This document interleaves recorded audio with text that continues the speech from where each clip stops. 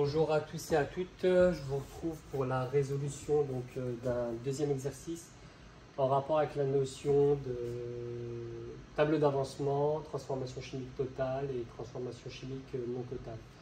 Je vous invite à regarder l'énoncé de l'exercice, à essayer de le traiter et puis après à venir voir la correction et comparer. La correction va être assez succincte. Donc, n'hésitez pas à poser vos questions s'il y a quelques éléments qui sont manquants.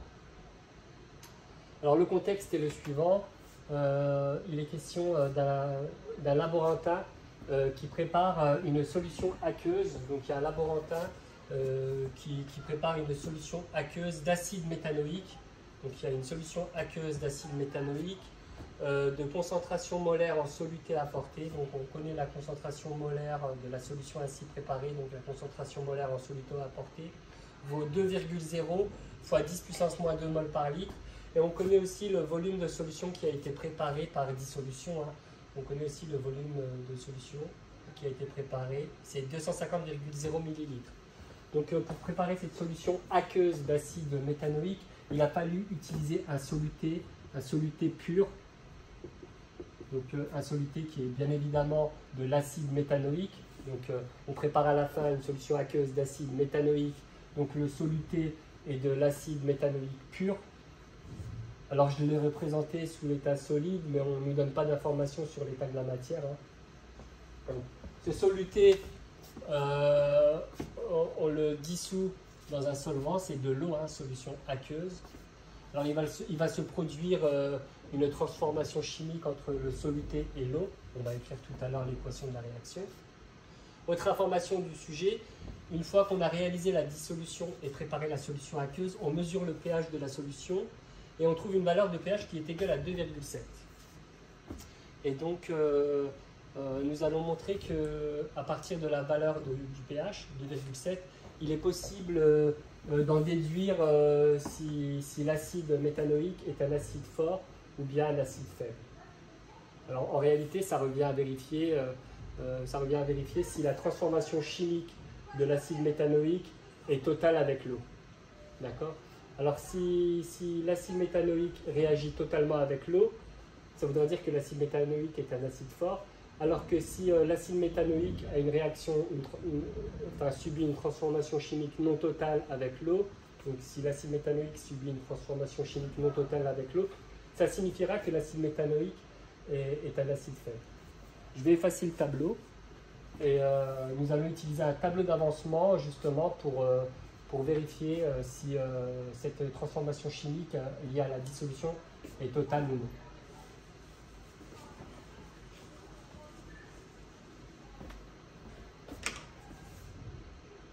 Alors pour construire le tableau d'avancement, il va falloir écrire l'équation de la réaction associée à cette dissolution de l'acide méthanoïque. Alors on ne nous a pas précisé l'état de la matière, je ne le note pas. Donc de l'acide éthanoïque dans l'eau.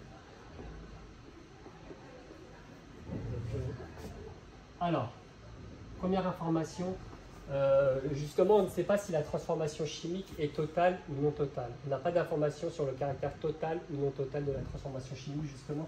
Alors, on met soit la double flèche, soit le égal. Alors, à savoir, l'acide méthanoïque appartient à la famille des acides carboxyliques. On reconnaît le groupe carboxyle. Comme il a été précisé dans le cours, l'acide méthanoïque présentera forcément un caractère acide et il va perdre le proton H+, vous savez, lié à cet endroit-là.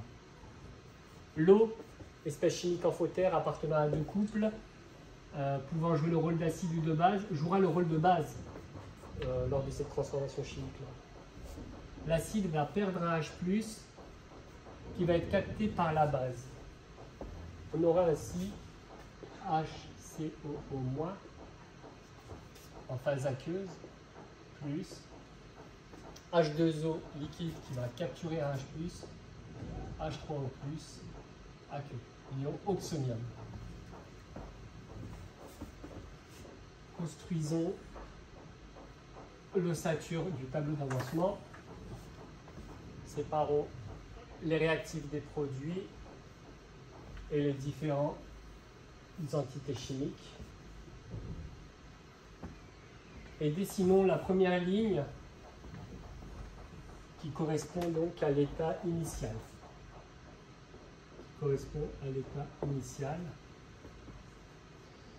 Et ensuite, il y aura la deuxième ligne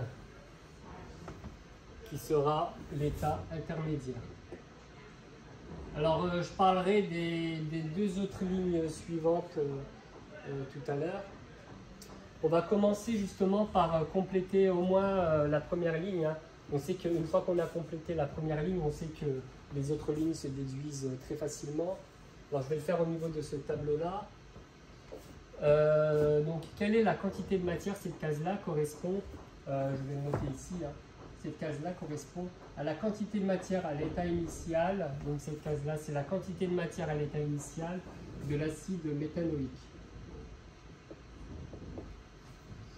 Alors, c'est la formule C fois V. Hein. On connaît la concentration molaire en soluté apportée, elle est précisée dans le sujet, et on connaît le volume de solution.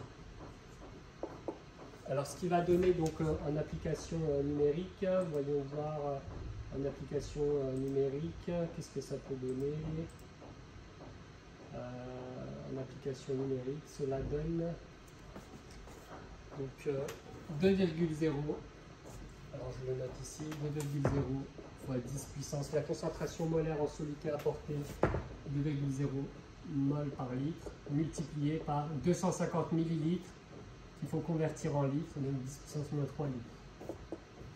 On obtient en quantité de matière initiale 5,0 fois 10 puissance moins 3 mol. Valeur qui va être reportée,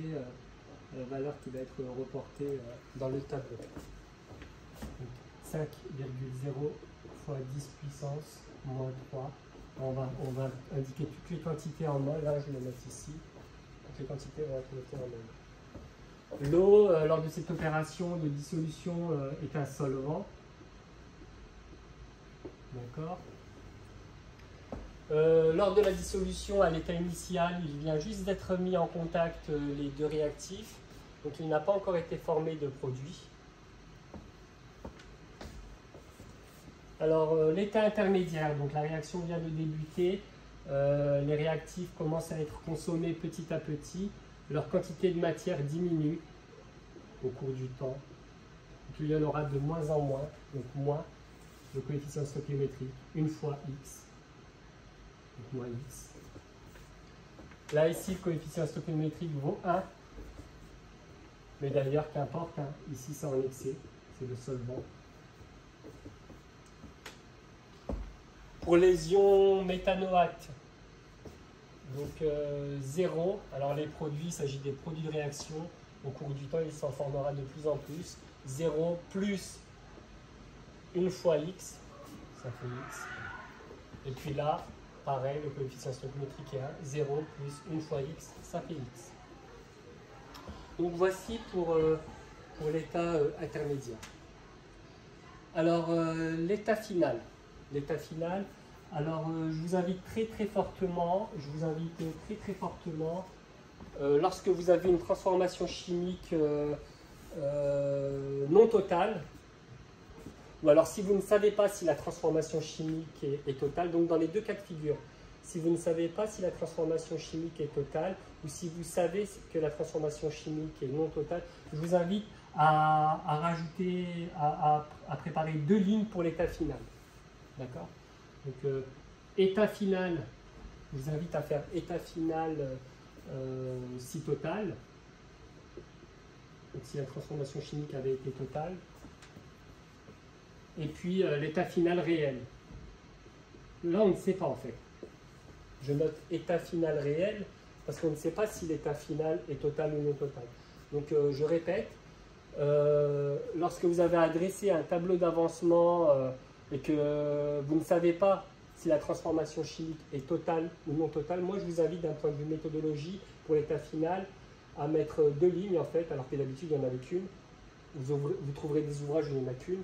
De faire une ligne pour état final si c'est total avec Xmax et l'état final réel avec XF. Donc ici ce sera avec Xmax, le paramètre, et là ce sera avec XF.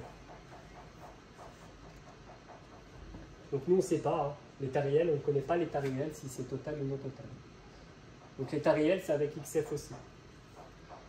Alors, état final, si la transformation chimique est totale. Comment compléter cette ligne-là pour l'état final?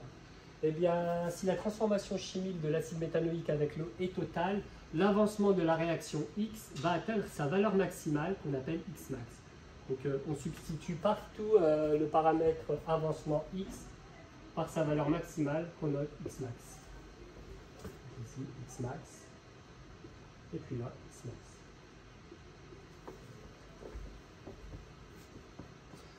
Pour l'état final réel, on ne sait pas si c'est total ou non total. Donc l'avancement de la réaction, on va le noter XF. Donc, lorsqu'on ne sait pas si une transformation chimique est totale ou non totale, l'avancement final se note XF. Quoi qu'il en soit, ce sera toujours une valeur qui sera plus petite que l'avancement maximal donc, correspondant à un avancement lié à une transformation chimique totale. Donc toujours inférieur, et ce sera égal si la transformation chimique réelle est totale. Alors, on complète la ligne ici. Donc l'avancement X atteindra pas forcément la valeur X max, mais une valeur finale qu'on note XF. XF, et là XF. C'est l'état réel. Alors pourquoi est-ce intéressant d'avoir mis deux lignes pour l'état final? Ben justement parce que ça va être intéressant en fait parfois de comparer l'avancement de réaction finale réelle, donc le XF. Ça va être intéressant de comparer l'avancement de la réaction finale réelle qu'on note XF avec l'avancement de la réaction idéale qui correspondrait à celui d'une transformation chimique totale, idéale entre guillemets, d'accord? Tout dépend du contexte. Donc voilà, ça va être très, très intéressant, vous allez le voir par la suite. Alors, comment vérifier donc si la transformation chimique est totale ou non totale? Alors, il va falloir venir au cas réel, donc le cas réel, celui qui est proposé par le sujet. Donc, il va falloir qu'on vérifie dans le cas réel si à la fin de la transformation chimique, hein, donc l'acide méthanoïque réagit avec l'eau, hein, voir si à la fin de la transformation chimique, donc vérifier si l'un des deux réactifs, donc pour une transformation chimique totale, hein, pour une transformation chimique totale, il faut avoir au moins l'un des deux réactifs qui a été totalement consommé. D'accord? Donc pour une transformation chimique totale, il faut au moins avoir l'un des deux réactifs qui a été totalement consommé. Donc il va falloir qu'on se pose la question suivante. Donc en tous les cas, il y a un cas qu'on peut tout de suite éliminer. L'eau en tant que solvant est très large excès, donc il ne peut pas avoir été consommé. D'accord? Donc en fait, la grande question qu'on va se poser, c'est une fois que la transformation chimique est terminée, donc le cas réel, pas l'hypothèse totale. Donc une fois que la transformation chimique est terminée, est-ce que ici ça vaut 0 mol? Est-ce que la quantité de matière du réactif acide méthanoïque, est-ce que l'acide méthanoïque a été totalement consommé? Est-ce que ça vaut 0 mol? Ben, pour répondre à la question, il va falloir qu'on trouve combien vaut XF. D'accord? Une fois qu'on aura trouvé la valeur de l'avancement final XF en mol, on va pouvoir calculer la valeur de cette expression-là et voir si c'est égal à 0 mol. Alors comment faire pour trouver XF? Comment faire pour trouver la valeur de XF? Alors nous n'avons pas beaucoup d'informations dans le sujet, mis à part la valeur du pH. On connaît la valeur du pH, qui vaut 2,7. D'accord? Et que peut-on déduire de la valeur du pH finalement? Que peut-on déduire de la valeur du pH? La valeur du pH nous permettra d'obtenir une information sur la concentration molaire en ion H3O+, à l'état final. En fait, le pH a été mesuré une fois que la dissolution, donc une fois que l'opération de dissolution est terminée. Hein. Donc il est important d'avoir ça à l'esprit. Hein. La mesure de pH a été effectuée une fois que l'opération de dilution est terminée. Donc c'est bien à l'état final, hein, l'état final réel. Donc d'une certaine manière, la mesure du pH va nous permettre d'obtenir une information sur les ions oxonium. Et le tableau d'avancement va aussi nous permettre d'avoir accès de manière littérale. Le tableau d'avancement va nous permettre d'avoir accès aussi à une information concernant les ions oxonium à l'état final. Donc il s'agira en fait de mettre en corrélation ces deux informations-là. Alors, le fait que le pH soit égal à 2,5, on peut en déduire la valeur,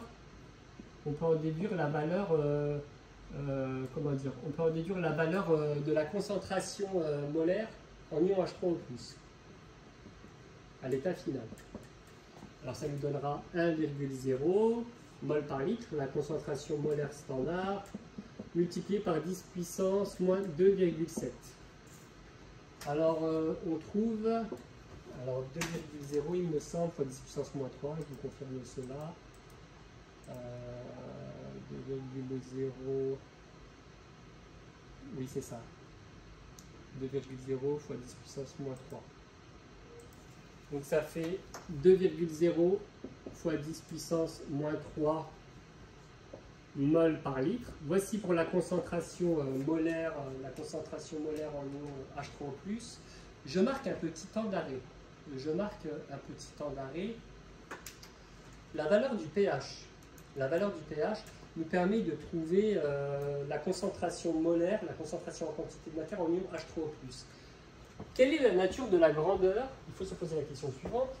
Quelle est la nature de la grandeur qui se trouve dans le tableau d'avancement?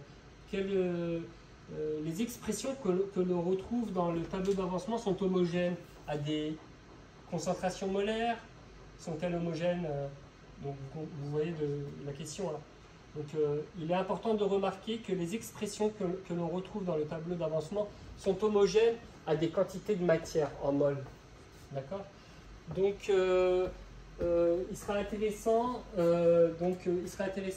d'en déduire de la valeur du pH, non pas la concentration molaire en ion oxonium, mais il sera très intéressant d'en déduire à l'état final la quantité de matière en ion oxonium à l'état final, donc à partir de la concentration molaire qui vient d'être calculée. Ben, il suffit d'appliquer la formule C fois V, donc la concentration molaire en ion oxonium à l'état final, multiplié par le volume de solution. Cela nous donne 2,0 fois 10 puissance moins 3 mol par litre, multiplié par un volume de solution qui est égal, alors le volume de solution il est égal à combien? Le volume de solution, 250 millilitres. 250 millilitres. Donc 250 fois 10 puissance moins 3 litres. Ainsi, on obtient 5,0. Donc, la quantité de matière à l'état final présente dans la solution. Donc, la valeur du pH mesurée permet de trouver la quantité de matière en ion oxonium présente dans la solution à l'état final. 5,0 fois 10 puissance moins 4 mol. D'accord? Donc, dans un premier temps, je vais réécrire ce résultat au propre, on va en avoir besoin. Donc, en résumé, la valeur du pH permet de trouver la quantité de matière à l'état final en ion oxonium présente dans la solution. 5,0 fois 10 puissance moins 4 mol par litre. Que dit le tableau d'avancement? J'efface cette partie-là. Que dit le tableau d'avancement? Eh bien, le tableau d'avancement nous permet aussi d'accéder à la quantité de matière. Le tableau d'avancement nous permet aussi d'accéder à la quantité de matière en ion oxonium à l'état final réel. Donc, on joint ces deux cases-là, c'est XF. Donc, je note ici le tableau d'avancement nous dit que la quantité de matière à l'état final en ion H3O+, c'est égal à XF. Donc la mise en corrélation de ces deux informations-là, ça vous permet de dire que XF est égal à... Donc ça permet de déterminer la valeur de l'avancement final réel 5,0 fois 10 puissance moins 4. Alors ici c'est des moles, hein, bien évidemment, c'est une quantité de matière, mol.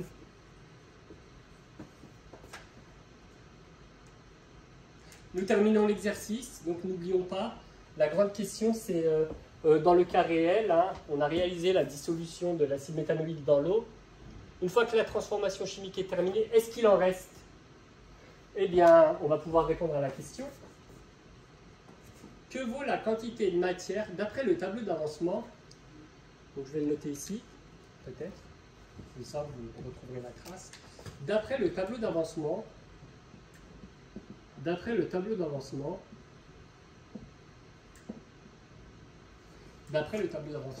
que vaut la quantité de matière à l'état final du réactif, du soluté qui a été introduit, donc l'acide méthanoïque? Ben, d'après le tableau d'avancement, la quantité de matière en acide méthanoïque à l'état final réel, c'est toute cette expression-là. Toute cette expression-là dans son ensemble correspond à la quantité de matière à l'état final de l'acide méthanoïque.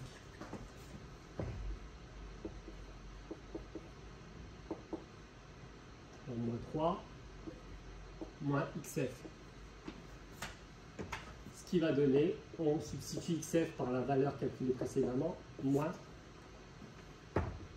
Alors on pressent qu'on ne va pas trouver 0. Alors mol, c'est des mols, et ici c'est des mols. Alors on trouve, je vous dis combien on ne trouvera pas 0. On trouve 4,5 fois 10 puissance moins 3. Donc je regarde, oui, c'est ça, 4,5 fois 10 puissance moins 3 mol. Donc, à la fin de la transformation chimique, donc dans le flacon d'acide méthanoïque, en fait, dans le flacon d'acide méthanoïque,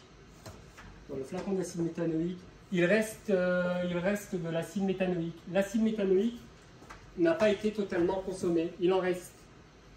Donc, la transformation chimique, elle est non totale.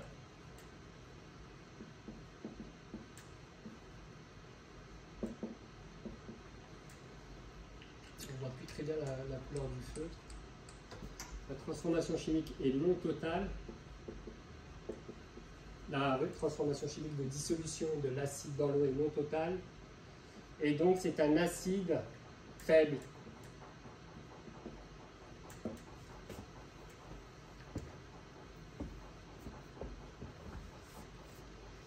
Alors je vous laisse noter cela. Peut-être laisser une petite place. Oui, je vais effacer une partie. On va s'intéresser au taux d'avancement quand même, en petite parenthèse, ou peut-être dans une prochaine capsule vidéo. Oui, dans une prochaine capsule vidéo. Je termine ainsi, donc la résolution de ce petit exercice. Je vous remercie de m'avoir suivi et puis à la prochaine. Donc dans la prochaine courte capsule vidéo, nous allons calculer en fait la valeur. Donc là, on vient d'accéder à la valeur de l'avancement final réel, XF. D'accord, on l'avait noté ici, 5,0 fois 10 puissance moins 4 mol. On va calculer la valeur de X max. Si jamais, bon on sait que ce n'est pas le cas, mais si jamais la transformation chimique avait été totale, l'avancement de la réaction X aurait atteint une valeur X max, on va calculer la valeur du X max qui aurait été prévisionnelle si la transformation chimique avait été totale, et puis on va comparer XF avec X max. Donc je vous retrouve dans la prochaine capsule vidéo. Merci bien, au revoir.